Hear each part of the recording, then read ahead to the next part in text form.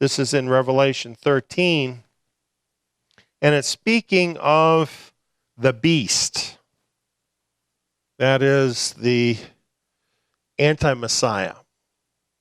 He causes all, both small and great, rich and poor, free and slave, to receive a mark on their right hand or on their forehead, that no one may buy or sell except one who has the mark, or the name of the beast, or the number of his name. Here is wisdom. Let him who has understanding compute the number of the beast, for it is the number of a man. His number is 666. Well, I'm sure you've heard that verse many times, that passage. I think as we read it, we can understand why people might think that this mark is some sort of technology that would be stamped upon or implanted into a person, because whatever this mark is actually controls whether they can buy or sell anything. And really, I think before the modern era, this was far more mysterious, how this could actually work. In the modern era, we have technology that actually can accomplish what this is talking about. Well, we're going to go into this verse a lot more deeply to see what the verse itself is actually saying. But before we get into that, we want to look at the 2030 agenda and see what it's actually saying about money and people and numbers of men. So let's start with this. This is from the United Nations website. They have a sustainable development knowledge platform. That's where I got this screenshot, and of course I added the boxes and so on so you could see this more easily. But as you look through this, you go through its many sections, you'll see that this 2030 agenda for sustainable development covers every possible area of life. However, when you read some of these things, you wonder, well, what are they really saying? Because as you read it, it's a little bit mysterious. Well, here in number 16.9, here's one of the agenda items. Now, I'm quoting directly from the document. By 2030, provide legal identity for all, including birth registration. Now realize that's not just talking about developed countries. That's talking about every human being, to provide legal identity. So you wonder, well, how do they plan on doing that? How do you establish that? You know, there are lots and lots of babies born around the world that are not born in hospitals. And this is especially true in poorer countries. There are no birth certificates for many of these people. So how do you establish legal identity for these people, including birth registration, where they're not even born in a hospital? What are they really thinking? Well, some of their recent activities shed some light on this, and I want to share this with you. Here's a website, Find Biometrics. They're very interested in biometrics, everything having to do with counting people by the use of biosignatures. That's your own body things having to do with your own body. They're very excited about the fact that the United Nations High Commissioner for Refugees plans to use biometric technology to identify and track refugees, and has entered into a vendor partnership with a company called Accenture, an international technology service. Now, in the seminar, the Daniel seminar, you might remember we covered Agenda 21. Now this is carried forward to Agenda 2030. What we found there is that the UN makes partnerships with businesses and governments and NGOs. And then together, they accomplish the UN's agenda. So that apparently is what we have here, the UN teaming up with a biometrics company. And what they're doing, it says, is identifying and tracking refugees. It says that using this technology, they can collect facial, iris, and fingerprint biometric data. And it says that this information, once collected, is sent back to a central database in Geneva. Did you know that the UN had a central database in Geneva where they are collecting people's biometric data? This allows the UN officers all over the world to effectively coordinate with the central authority in tracking the refugees. Now, when you read this, I think in many respects it sounds reasonable in the sense that when you have refugees, they have no documentation or anything. So using biometrics, they can assign an identity to them that will be a permanent identity, and it's a way of dealing with the refugees. Some people would say that that's quite reasonable. I think, though, that the interest is in biometrics. That's of interest to me because this has to do with people's bodies. The UN actually has been involved in this for a while. This is from 2010. It's talking about a project in India with which the UN was involved to ID 1.2 billion people. This involved fingerprints and other kinds of biometric data, collecting a massive database of unique IDs. India turned to companies like Google, Yahoo, and Intel in order to provide technology for this. This is what they said was the reason for getting everybody ID'd, so that welfare would reach the right people and for purposes of banking, to allow these people banking for the first time. Well, this is interesting because where you see biometric data being brought online to identify people, what happens is you always see them mentioning banking. This is what I found in researching for this. This apparently is the real purpose, among other things, for wanting to identify everybody in the world. Now, here's a real solid proof of what I'm talking about. This is actually a photocopy of a document I downloaded from the World Bank online.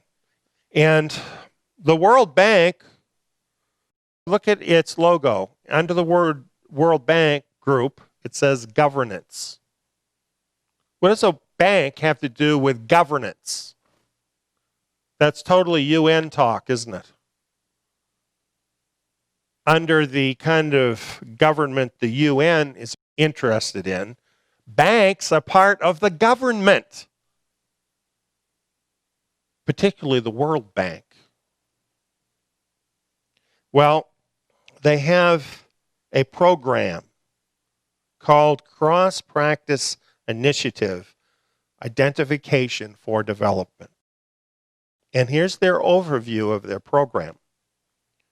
Providing legal identity for all, including birth registration, by 2030 is a target shared by the international community as part of the Sustainable Development Goals. And it cites the very part of those goals which I read to you from Agenda 2030. It goes on, the World Bank Group has launched the Identification for Development Cross-Practice Initiative to help our client countries achieve this goal, and with the vision of making everyone count, ensure a unique legal identity and enable digital ID-based services to all. Well, when the World Bank says this, what kind of services are they talking about? I don't think you'd be wrong to say banking services. That's what they're talking about. So they see the very provision that we read about as including IDing people for the purpose of banking services. It's interesting that you have to take this circuitous route to find out what the UN is really talking about in their Agenda 2030.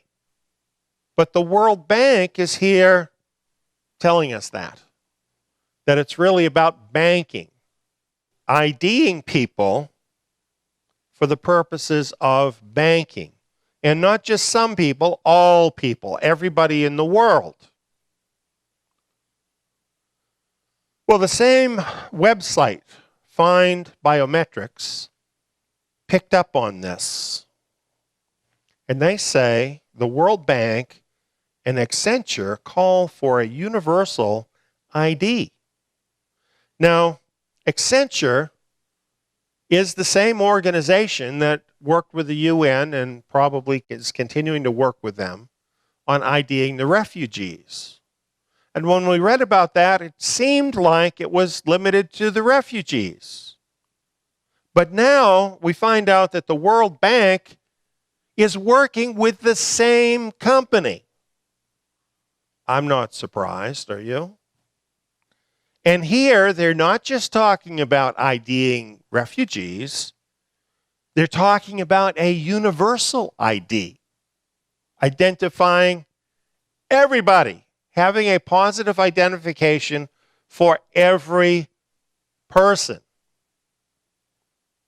It says here, a report synopsis notes that about 1.8 billion adults around the world currently lack any kind of official documentation. They want to get all of those people officially documented. Now, it then talks about IDing refugees in various places, and it goes on to say, the nature of the deployments has required an economically feasible solution and has demonstrated that reliable biometric ID cards can affordably be used on a large scale.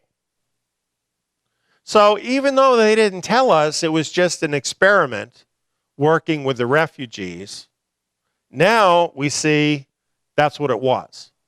It was just an experiment working with the refugees to see if they could do this with everybody. This is what they do. It's like this creeping thing that you cannot stop. You know, they just keep pushing the thing forward. They know what they're doing, and they're not going to tell you as they're doing it the real reason.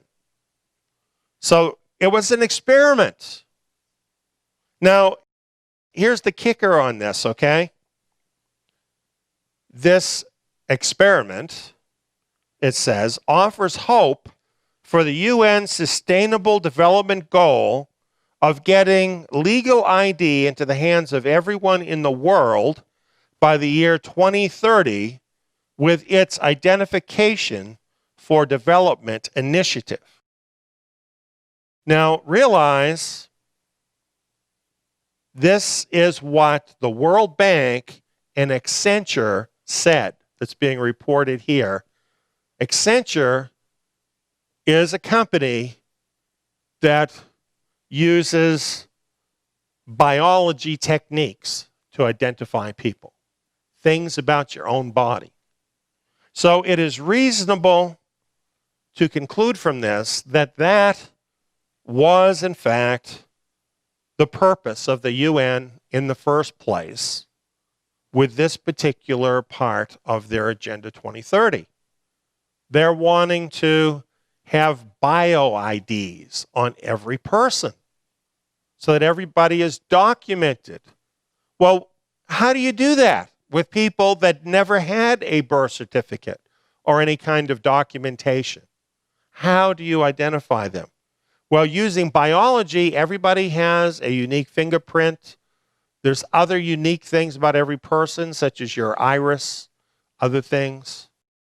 So they're able to assign you an ID that then goes with you because it's in the database. So regardless of whether you have any documentation to start with, once they get a hold of the biometric data from an individual, they can essentially nail down the identity of that person from that point forward. They will actually be able to assign an identity to every person in the world, provided they can get that biometric data and provided they can somehow force them to identify themselves using that data.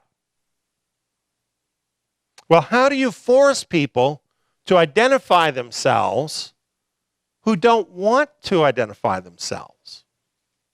Because a lot of these people don't want to identify themselves to the system. Here's one way of doing it. Why don't we just get rid of all the cash? Because if you get rid of all the cash, then for people to be able to buy anything, they are going to need to prove who they are. Every person, even the very poorest person in the world, like in India, is going to have a bank account.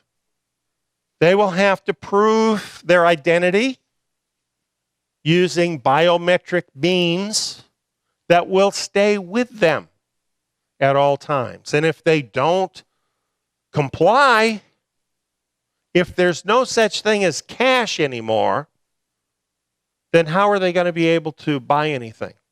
How are they going to be able to transact business or even feed themselves? So getting rid of the cash is a great way to make everybody step forward and accept whatever means of identification that the system wants to impose. Well, there's been a lot in the news about this. Leading economists and various famous figures and so on have been coming forward saying that essentially we need to get rid of cash and be a cashless society. Steps are being taken to limit the use of cash, diminish it until it disappears.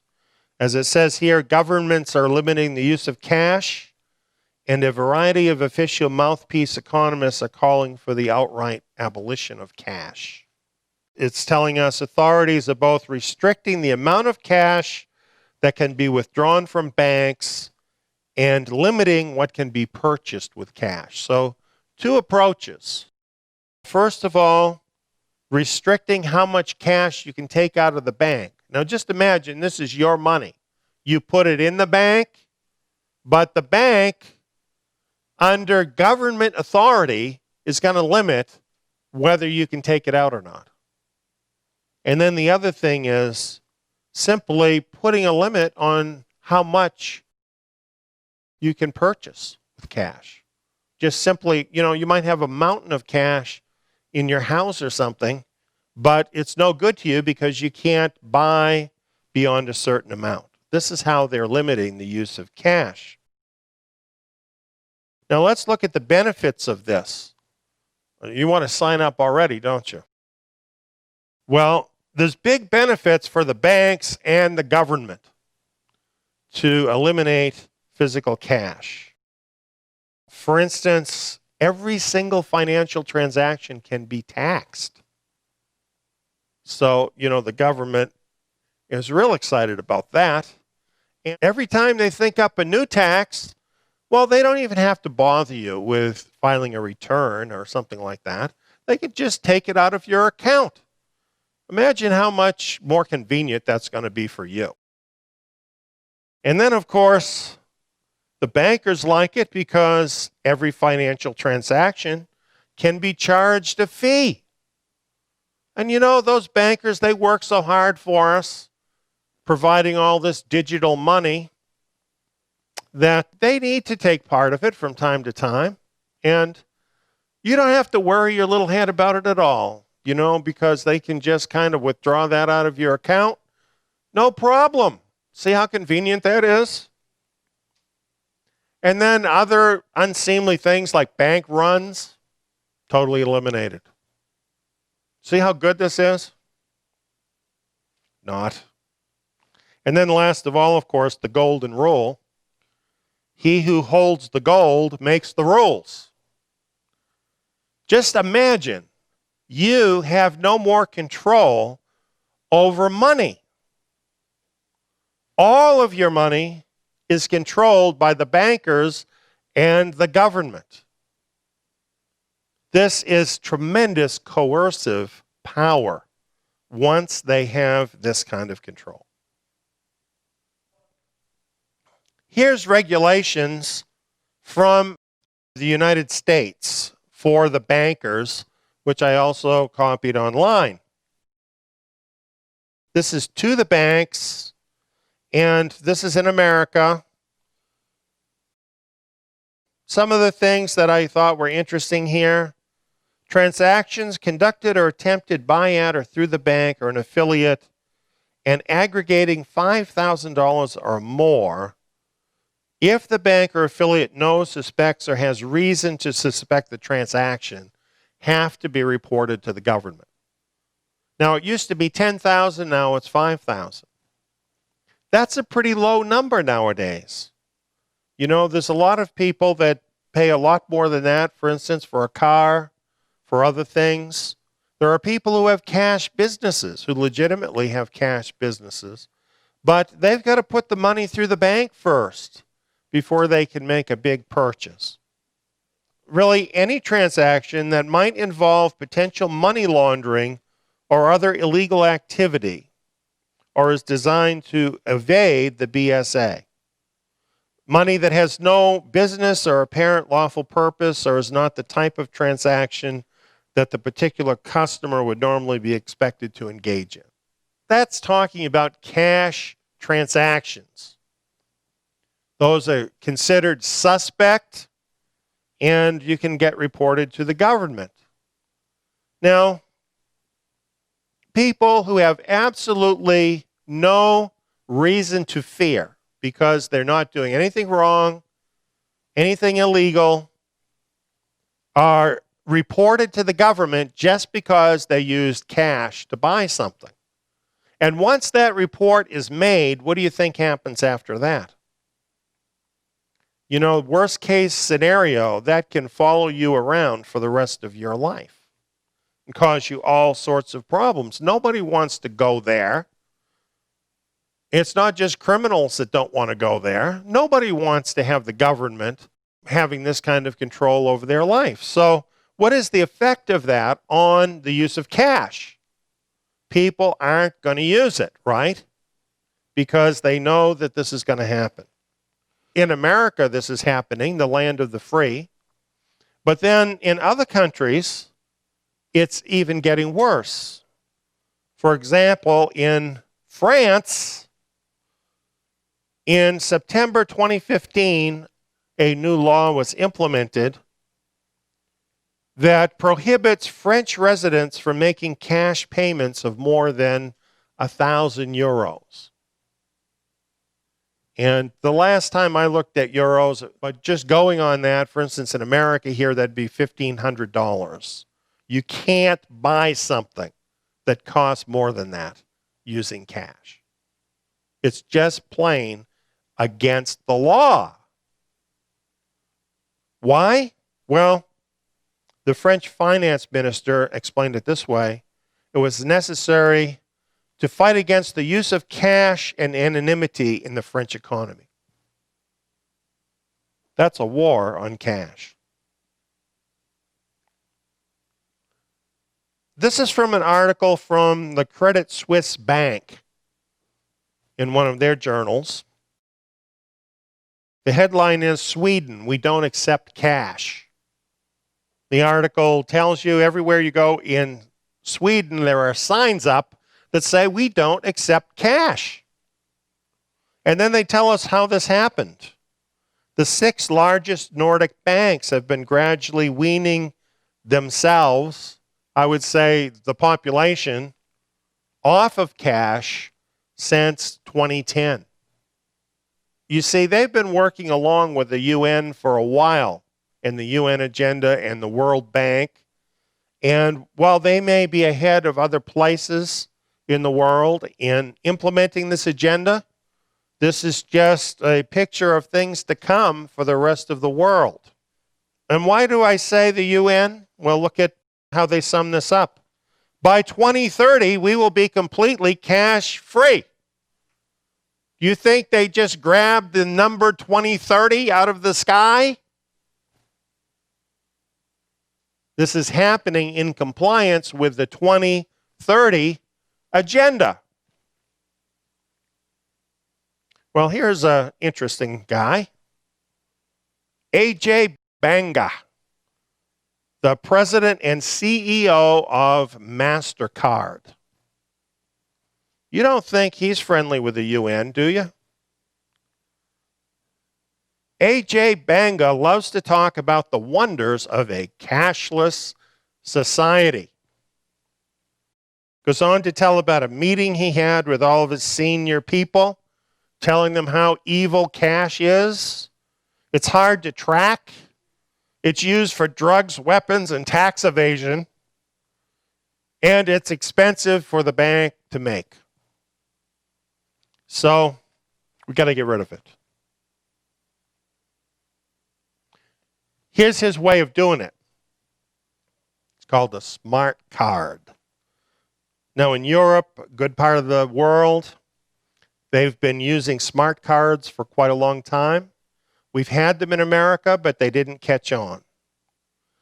Smart cards include an integrated circuit, a microcontroller that can store large amounts of data and carry on their own on-card functions. Really, what you're talking about is a little computer that is included in the card that continues to update the information inside the card. Now, this is incredibly useful in terms of controlling people's behavior because messages can be transmitted to the card as an ongoing, real, live thing. The use of the card can be monitored, which gives much greater control to the merchants and the banks. And smart card technology conforms to international standards. So this is the basic level right now of where we're at in terms of a cash-free society. Smart cards.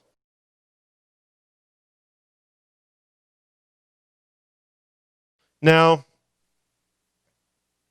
here from Fortune magazine, from an article interviewing Carolyn Balfany, a vice president from MasterCard. It explains that 1.2 billion credit and debit cards in circulation in the U.S., of that many, some 70% will have chips by the end of 2015. So the American consumer has not wanted to use the smart cards, so they haven't. However, what has happened is the bank has changed the deal with the merchants. And as of October 1st, any merchant who doesn't have the point of sale hardware for the smart card will then be held responsible for any fraudulent charges that go through their terminal. Whereas in the past, the bank has insured against that. So the merchants aren't going to be willing to take that risk of having to pay up for fraud. And so they are massively upgrading to these chip-capable terminals and massively refusing the old kind of cards. America is being essentially forced to go onto smart cards whether they want them or don't want them. Carolyn Belfany explained about this. This is a direct quote. "We want to make sure we're adding acceptance constantly to further our war on cash." You see, the smart cards aren't where they're really headed.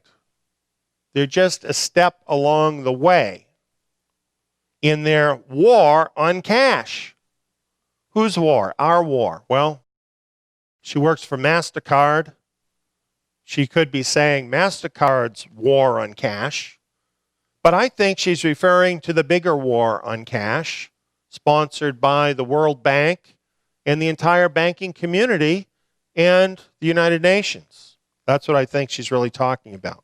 What do we mean about acceptance? You know, when you read some of these articles, you would think that people just can't wait for a cashless society.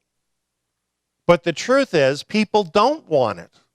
And so acceptance has to be forced on them gradually. And that's really what she's talking about. Until they finally get people to the point where they will accept a cashless society. In her own words, she's telling us exactly what is happening. And what we've seen is this is all supposed to happen by 2030. And so this is why we see a lot of changes regarding payments. This man wrote a book about it called Digital Bank. Chris Skinner. He says, "We already have contactless payment terminals, fingerprint recognition payments, micro and mobile payments. The only logical step is to introduce non-card-based, i.e. biometric-based payment systems." What is he saying? What does this picture say? We want to get rid of the cards. We want this biometric-based system to be based in your own body.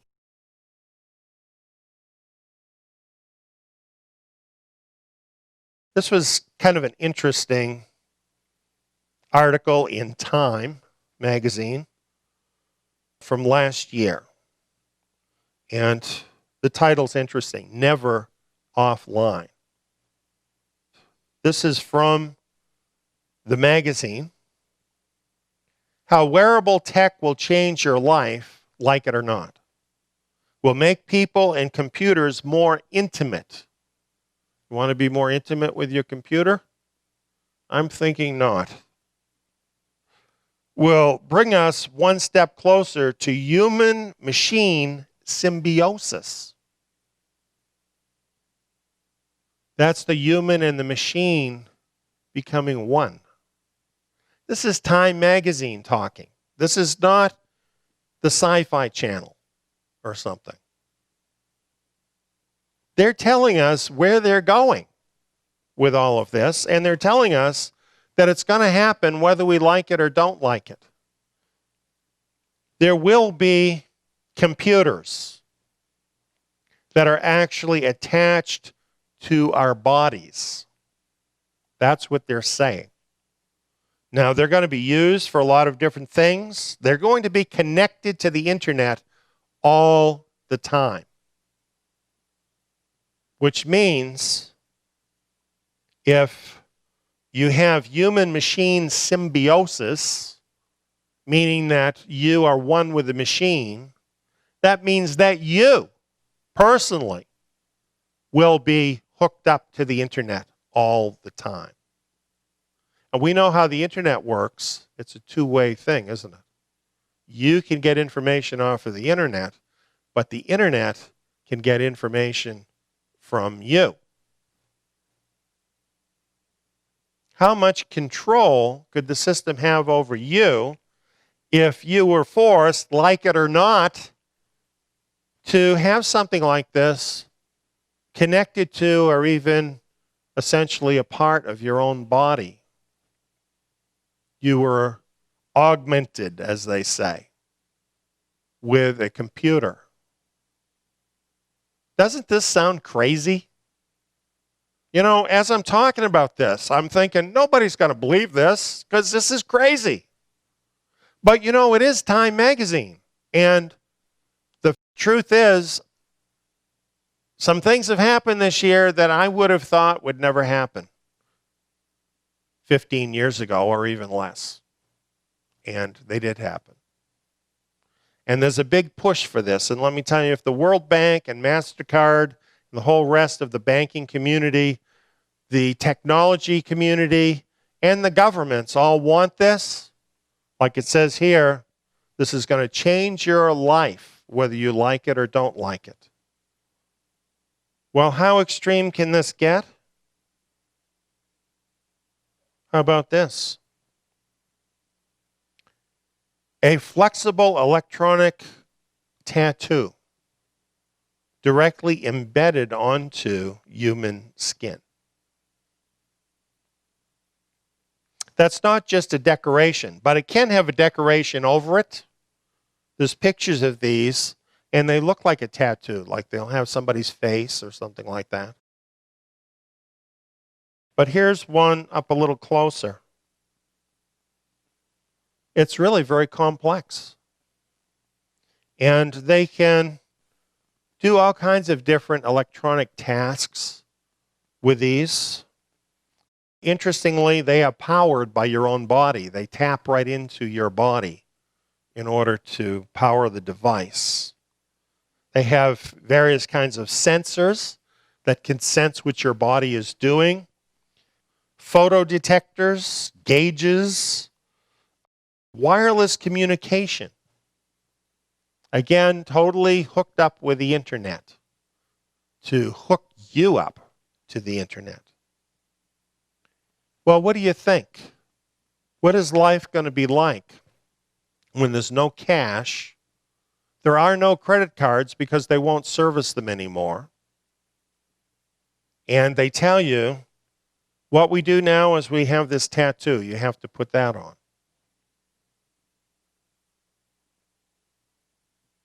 Are you going to do it? If you don't do it, how are you going to get by? You see, I'm not even suggesting to you that this device in itself is the mark of the beast. I personally don't believe that a certain technology per se is the mark of the beast. But I do believe it's involved with the mark of the beast. So, in other words, when you look at this, this could be used in a way that might not be offensive. However, if you're forced to use it all the time, to wear it all the time, be connected to the internet all the time, you don't have any control over the input that it sends into you and your body, or the output of what it extracts from you. Well, is that ethical? Is it moral? Is that in harmony with the scriptures that tell us that our Creator owns us? You can see the problems you get when you get to this point where they're beginning to try to force you to use this technology. And I think this is why a lot of people in America have resisted the smart cards. And you know, for a while, people thought that barcodes were it. Myself, I never believed that. But you can understand why people thought that, because it involves numbers, it involves a mark that identifies something, and no doubt it is or was a precursor of whatever the technology is going to be that will be used by the New World Order, the one world government. There's been other things, the transmitters that they inject underneath the skin. There are quite a few people that have those right now. This, however, is on the surface of your skin, but it connects to your body. And it has a kind of a glue that sort of becomes one with your skin and attaches this to your body. In 15 years, what will we have? What will the technology be? If already they have this technology that can connect to the internet and connect to you and can be used for making payments, what are they going to have in 15 years, and how is it going to interface with you? I'm concerned about that because there is a big push towards this. Well, let's get back to looking at the mark. The word translated mark here, the Greek word, means a scratch or etching, a stamp as a badge of servitude. That's really what the mark means. It's some type of a stamp on your body, some sort of an etching or scratch. That really reminds me of a computer chip when I hear that. That is a badge of servitude. Servitude to whom? Well, whoever controls the funds, right? It says, let him who has understanding compute the number. You might think that I added the word compute for effect or something, but I didn't. What you're seeing here is from Strong's Dictionary of Greek Words, and the word that I've translated here as compute, which is often also translated as count or calculate, is actually translated as compute in Strong's Dictionary. You see the word right there, to compute. So this is interesting. This mark has to do with computing. Now, this word, to compute, is related to a couple other Greek words, basically different forms. It has to do with a pebble, which is as a token, as a verdict or a ticket. In other words, it gives you access. Yes or no, you get access. And then the other meaning is verify by contact. I thought that was interesting. Verification. So right within the Greek language that this is all translated from is it's using lots of computer terms. Computing, a ticket, verification. What is this if it's not some sort of an identification involving computing? When people talk about it being some kind of technology, it's not only that it's logical, but the thing is, as you look into the language in the Greek, the wording is really there. The definition is really there to suggest something having to do with a computer that verifies who the person is. Well, here's another thing. Compute the number of the beast, for it is the number of a man. What is the number of a man? I have a number in my wallet. It's called my Social Security number. It's my number. You know what? If I wanted to, I could tell you right now what my Social Security number is. It's probably one of the only numbers that I actually remember of any length. Other numbers in my life have changed, but that number I've had all my life. It was never supposed to be an ID number, but we all know it is. It is the number of a man. It's a number of this man, of a certain man. Nobody else has that number because it's assigned to me. Am I proud of it? No. It all happened before I had anything to do with it, but I'm stuck with it. It's the number of a man. Compute the number of a man. Whoa. Is this not talking about modern technology that identifies a person? The number of the beast, therefore, would be not just that type of number, like, for instance, let's say it's a Social Security number, which is the number of a man. The number of the beast would be his specific Social Security number. Just like I could tell you mine right now. Nobody else has it. Well, he also will have a specific ID number that is connected with the mark. And if you belong to him, so will you.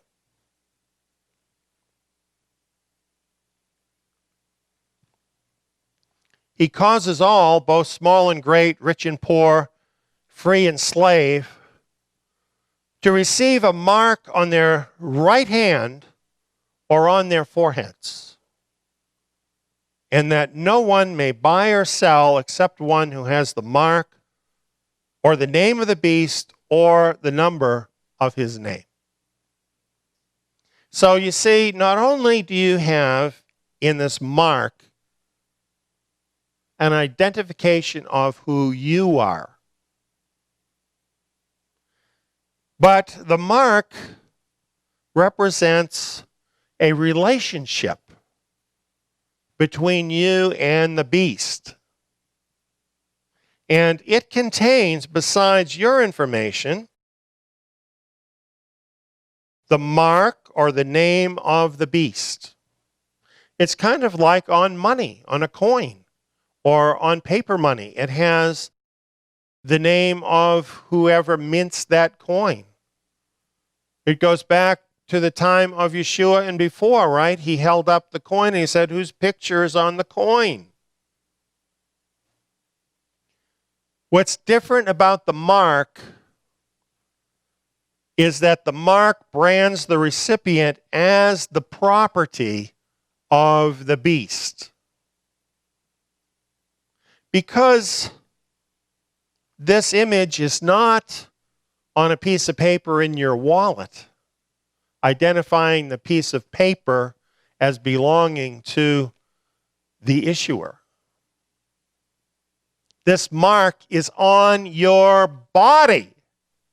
So it is identifying you as belonging to the issuer, whom in this case is the beast.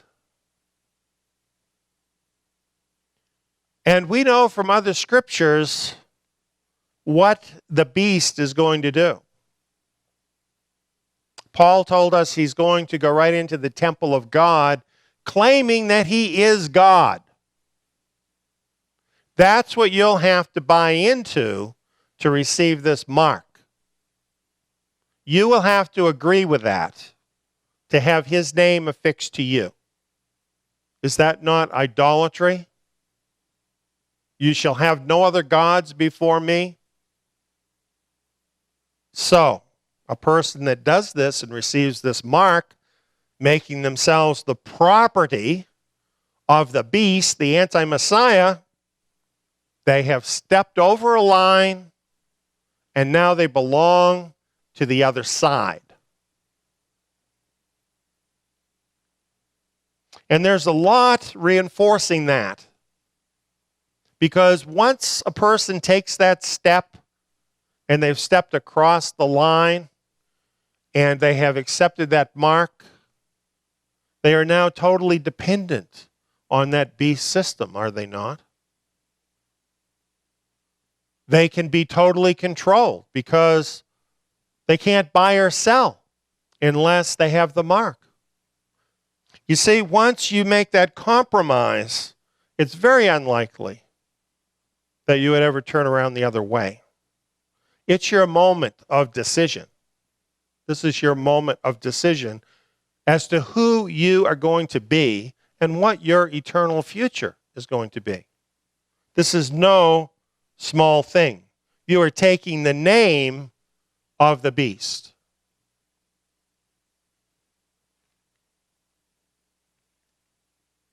The name of the beast, the mark of the beast, is the key to success in the beast system. You know, when I read about Mr. Banga and all of the rest of the bankers that get all excited about the cashless society, they are excited about it. A lot of those people, they seem to be a lot more excited about what is coming down the pike and what it means for them than a lot of believers seem to be about Messiah, to tell you the truth. And I'll tell you the reason they're so excited about it, because they're part of the system that will benefit. They know that this is going to be a big thing for them. They're going to make a lot of money. They're going to be a big success in the system.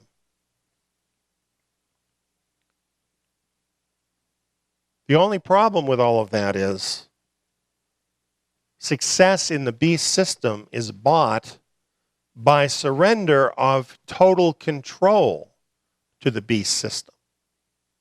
You see, to get all of that the mark is going to open up for the person, they have to give total control over to the system. Because once you take that mark, they're able to track you everywhere you go. They're able to track your money everywhere it goes. They're able to tax you. They're able to take it away from you. They're able to coerce you. You are then a total slave. And you know, while I'm telling you this, I have to say it, you're not far from that right now, right? I mean, a lot of us, we're not far from that right now. We are living paycheck to paycheck, and, you know, we feel very controlled many times by the system. And we're feeling this. You know, the system is trying more and more to control you. Debt really, really makes it worse. You know, the more you want the stuff and you're willing to go into debt for it, the more control the system has over you. Well, the mark of the beast is taking all of that to a whole new level that really I think most of us can't even imagine at this point in time. And the aim, as we have seen, is to bring every single person on earth into the system and to make you hurt if you resist that.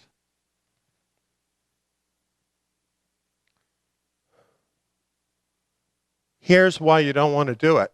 One reason. If anyone worships the beast in his image and receives a mark on his forehead or on his hand, he also will drink of the wine of the wrath of God, which is prepared unmixed in the cup of his anger. It's telling you, if you take the mark of the beast, you're going to share the same fate as the beast because you belong to him. That may seem harsh. It's not. It's a choice you made if you take the mark. And let me tell you something. You are responsible for the choices you make. And not only that, you know in advance. Right? The passage goes on, here is the patience of the holy ones, those who keep the commandments of God and the faith of Yeshua. You notice who the holy ones are? They're distinguished here as the ones who keep the commandments of God. To them, the commandments are not done away with. They are keeping the commandments, including the one that says you must worship no other God. And they keep the faith of Yeshua. And there is no contradiction between the two. So, is this talking about what we think of as Christians today? It clearly isn't, because in most of the Christian world, the commandments of God are out the window. You know, that is talking about the Torah, the commandments. When you say the commandments, what commandments specifically come to mind?